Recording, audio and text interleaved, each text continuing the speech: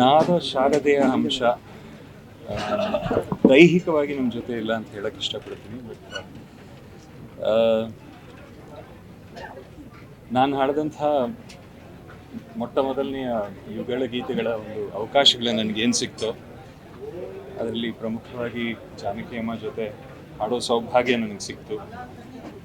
ಕನ್ನಡದಲ್ಲೂ ಇರ್ಬೋದು, ತಮಿಳಲ್ಲಿರ್ಬೋದು. ಅಲ್ಲ, ಬರೀ ದೇಹ ಮಾತ್ರ ನಮ್ಮನ್ನ ಎಲ್ಲರೂ ಬಿಟ್ಟು ಹೋಗಿದೆ ಅಂತ ಹೇಳಕ್ಕೆ ಇಷ್ಟಪಡ್ತೀನಿ. ಆದರೆ ಅವರ ಸಂಗೀತ, ಅವರ ವಿದ್ಯೆ, ಅವರ ವಿನಯತೆ ಅದಷ್ಟು ಕೂಡ ಶಾಶ್ವತವಾಗಿ ನಮ್ಮೆಲ್ಲರ ಹೃದಯಗಳಲ್ಲಿ, ಮನಸ್ಸಲ್ಲಿ ಸದಾಕಾಲ ಇರುತ್ತೆ, ಉಳಿಯುತ್ತೆ ಅಂತ ನಾನು ನಂಬಿದ್ದೀನಿ. ಅದು ಹೇಳೋ ಅವಶ್ಯಕತೆನೇ ಇಲ್ಲ ಆ್ಯಕ್ಚುಲಿ ಹೇಳಬೇಕು ಅಂದರೆ. But we have truly lost one of India's best ever singers, and ಅವರ ಪ್ರತಿಭೆ ಬಗ್ಗೆ ಏನು ಹೇಳೋದು, it is like most effortless. ಅಂದರೆ ಸ್ಟುಡಿಯೋದಲ್ಲಿ ಎಷ್ಟೋ ಒಂದು ಹಾಡುಗಳು ಅವರು ಹಾಡಬೇಕಾದ್ರೆ, ನಾನು ಹಂಸಲೇಖ ಸರ್ ಜೊತೆ ಇರಬೇಕಾದ್ರೆ ಅಥವಾ ಬೇರೆಯವ್ರ ಜೊತೆ ನಾನು ಕೆಲಸ ಮಾಡ್ತಿರ್ಬೇಕಾದ್ರೆ had the opportunity of seeing her sing, ಅಂದರೆ ಲೈವ್ ಆಗಿ ಹಾಡೋದಕ್ಕೆ. ಅಷ್ಟು ಲೀಲಾಜಾಲವಾಗಿ ಯಾವುದೇ ಹಾಡು ಕೊಟ್ಟರು, ಯಾವುದೇ ಇಮೋಷನ್ ಇರಲಿ, ಯಾವುದೇ ಧಾಟಿಯ ಹಾಡಿರಲಿ, ಶಾಸ್ತ್ರೀಯ ಸಂಗೀತವಾಗಿರಲಿ, ಭಾವಗೀತೆ ಆಗಿರಲಿ, ಭಕ್ತಿಗೀತೆ ಆಗಿರಲಿ, ಅಥವಾ ಒಂದು ರೊಮ್ಯಾಂಟಿಕ್ ಸಾಂಗ್ ಇರಲಿ, ಅಷ್ಟು ಈಸಿಯಾಗಿ ಎಫರ್ಟ್ಲೆಸ್ ಆಗಿ ವಿತ್, ಅಂದರೆ ಶಿ ವಾಸ್ ಒಂದೊಂದು ಹಾಡು ಕೂಡ it was creating a story. ಅಂದರೆ ಹೇಗೆ ನಮ್ಮ ಎಸ್ ಪಿ ಬಾಲಸುಬ್ರಹ್ಮಣ್ಯಂ ಸರ್ ಅವರು ಒಂದು ಹಾಡು ಹಾಡಿದಾಗ ಈ ಪರ್ಟಿಕ್ಯುಲರ್ ಹೀರೋ, ಈ ಪರ್ಟಿಕ್ಯುಲರ್ ಇಮೋಷನ್ ಅಂತ ಫಿಕ್ಸ್ ಆಗ್ತಾ ಇತ್ತು, ಆ ಮಟ್ಟದ ಒಂದು ಪರ್ಫಾರ್ಮೆನ್ಸು, ಆ ಮಟ್ಟದ ಒಂದು ಗಾಯನ ಅವರಲ್ಲಿತ್ತು.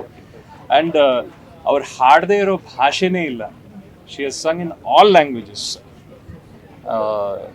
ಭಾರತದಲ್ಲಿ ಎಷ್ಟು ಭಾಷೆಗಳಿದೆ ಅಷ್ಟು ಭಾಷೆಗಳಲ್ಲಿ ಹಾಡಿದ್ದಾರೆ ಅವರು.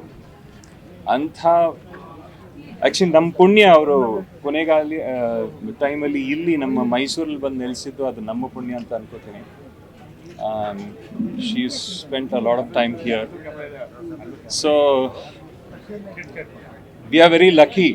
ಯಾಕೆಂದರೆ ಲಾಸ್ಟ್ ಡೇಸ್ ಅವರು ಇಲ್ಲಿ ನಮ್ಮ ನಾಡಲ್ಲಿ, ನಮ್ಮ ರಾಜ್ಯದಲ್ಲಿ, ಮೈಸೂರಲ್ಲಿ ಬಂದಿದ್ದು ನಮ್ಮೆಲ್ರಿಗೂ ಅವರ ಪ್ರೆಸೆನ್ಸಿನ, ಅವರ ಒಂದು ಉಪಸ್ಥಿತಿಯ ಒಂದು ಆಶೀರ್ವಾದವನ್ನು ನೀಡಿದ್ದಾರೆ.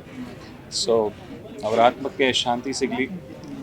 ಆ್ಯಂಡ್ ಅವರಿಂದ ಸ್ಫೂರ್ತಿಗೊಂಡ ಅನೇಕ ಗಾಯಕರಲ್ಲಿ ನಾನು ಕೂಡ ಒಬ್ಬ. So may her soul rest in peace. Thank you so much. ಒಳ್ಳೊಳ್ಳೆ ತಮಿಳ್ ಆಕ್ಟರ್ ಬರಬೇಕಾಗಿತ್ತಲ್ಲ ಸರ್, ಒಳ್ಳೊಳ್ಳೆ ತಮಿಳ್ ಆಕ್ಟರ್ಗಳು ಮತ್ತೆ ಯಾರು ಬಂದಿರಲ್ಲ ಸರ್ ಇತ್ತೀಚೆಗೆ. ಅಂದರೆ ಅಫ್ಕೋರ್ಸ್ ಸರಿಗಮಪ ವೇದಿಕೆಯಲ್ಲಿ ಇನಿಷಿಯಲ್ ಸೀಸನ್ಸಲ್ಲಿ ಅವ್ರ ಜೊತೆ ಜಡ್ಜ್ ಆಗಿ ಕೂತ್ಕೊಳ್ಳೋಂಥ ಸೌಭಾಗ್ಯ ನನಗೆ ಸಿಕ್ತು. ಸೊ ಆ ಟೈಮಲ್ಲಿ ಸ್ವಲ್ಪ ಒಡನಾಟ ಇತ್ತು. ಅಬೌಟ್ 3-4 years ಬ್ಯಾಕ್ ಅಂತ ಹೇಳ್ತಾರೆ. ಯಾಕಂದರೆ ಅದಾದಮೇಲೆ ಸ್ವಲ್ಪ ಸೆಕ್ಲೂಡರ್ ಆಗಿದ್ರು ಅವರು, ಎಂಜಾಯಿಂಗ್ ಹರ್ ರಿಟೈರ್ಡ್ ಲೈಫ್. ಏನು ಅದು ಒಂದು ಗುಡ್ ಥಿಂಗ್ ಏನು ಅಂದರೆ she was not like bed ridden, she didn't suffer. ಅದು ಒಂದು ದೊಡ್ಡ ಒಂದು, ಯಾರಿಗಾದರೂ ಅದು ಒಂದು ದೊಡ್ಡ ವರ ಅಂತ ಹೇಳಕ್ಕೆ ಇಷ್ಟಪಡ್ತೀನಿ.